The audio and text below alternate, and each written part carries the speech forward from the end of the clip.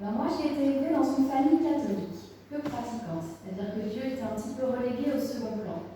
Heureusement pour moi, j'ai une arrière-grand-mère qui s'appelait Suzanne, qui avait une grande foi, et elle ne s'en cachait pas. J'ai eu la chance de bien la connaître parce qu'elle avait jusqu'à 102 ans.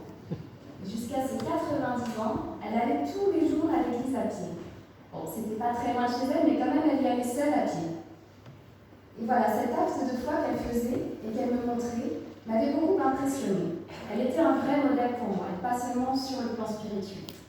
Puis j'ai été au catéchisme. C'est là où j'en ai appris un petit peu plus sur Dieu. Toujours est-il qu'aussi loin que je me souvienne, j'ai toujours cru en Dieu et en Jésus. Malheureusement, les difficultés de la vie, mon manque de connaissance de qui est Dieu, m'ont fait m'égarer pas mal à l'âge adulte. Heureusement, Dieu est fidèle et bon. Alléluia. En effet, il a patienté jusqu'à ce que je revienne à lui. C'était il y a un petit peu plus de 2 ans, presque 2 ans et demi. Là, j'ai décidé de donner ma vie à Dieu, de donner ma vie à Jésus et de me faire baptiser. Ce nouveau chemin avec Jésus m'a amené donc ici à l'EBC.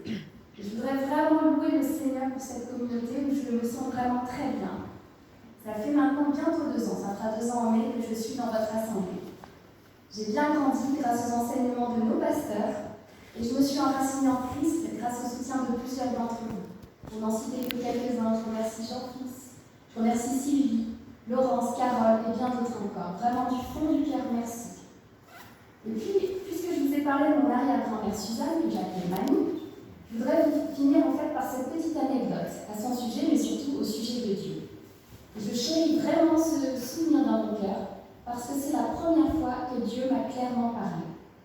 Lorsque mon arrière-grand-mère est décédée, je devais avoir environ 10 ans.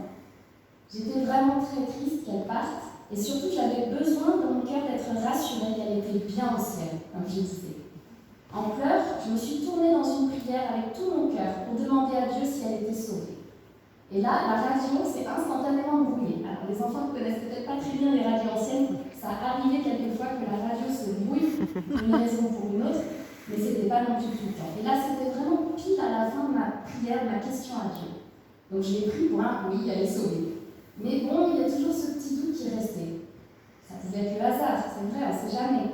Ma conviction disait quand même que c'était une réponse. Mais bon, de ma petite voix, je m'osais demander à Dieu de le refaire pour voir si c'était bien lui. Mais rien. Il n'a rien fait du tout. Donc là, j'étais déçue. Je me disais, mais pourquoi? Et j'ai eu quand même une pensée qui m'a convaincue que je ne devais pas pousser trop loin. Quand même une réponse, et j'en demandais une. Et quelque part, c'est comme si la petite voix me disait de ne pas mettre mon Dieu à l'épreuve. Pourtant, à cette époque-là, je ne connaissais pas bien la vie. Mais l'Esprit Saint m'a certainement dit de ne pas manquer de respect envers mon Dieu. Toutefois, je ne pouvais pas rester avec ce doute. Il fallait que je trouve un moyen de reformuler ma question autrement à Dieu.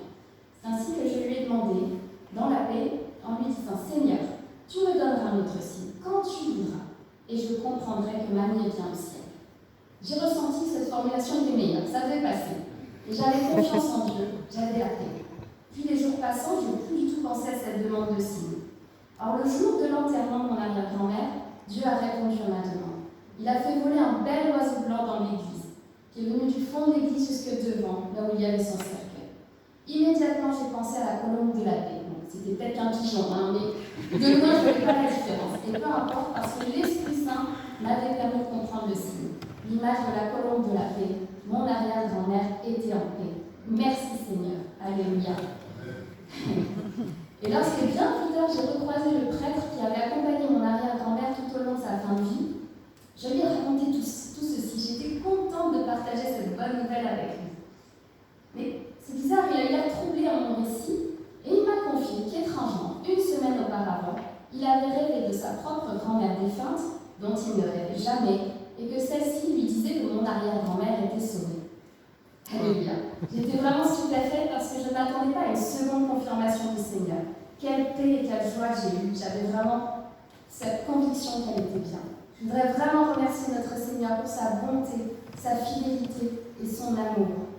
Et comme j'ai pris la place de la minute des enfants, je voudrais juste m'adresser un instant à eux.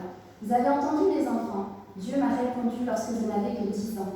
Alors je veux vous encourager à lui parler, à être attentif à sa réponse, car il répond tantôt d'une manière, tantôt d'une autre.